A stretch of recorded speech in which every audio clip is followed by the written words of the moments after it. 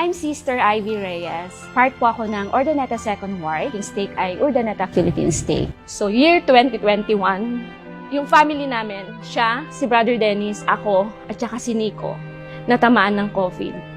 Pero si Brother Dennis, hindi siya nakaligtas kasi meron siyang diabetes. So nung time na yon, kay Heavenly Father na lang namin ibinigay ang lahat. Mahirap mag-move on, ganyan.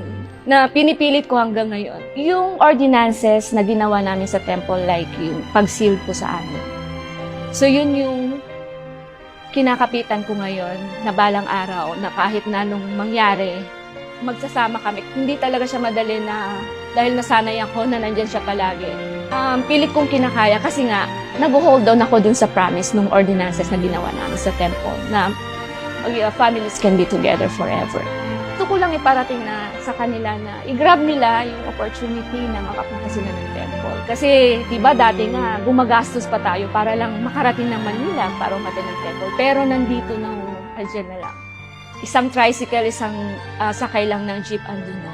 Malaki ang may tutulong sa atin ng temple para makapag-endure tayo. Makapag-endure tayo na yung mga mahal natin na nawala, makakasama natin balang araw. Kaya sa darating na March 18 to 30, iniimbitahan ko po kayo na dumalo sa aming open house tour upang sa ganon maramdaman nyo rin yung joy and peace na nararamdaman namin tuwing dumibisit kami sa templo. See you all!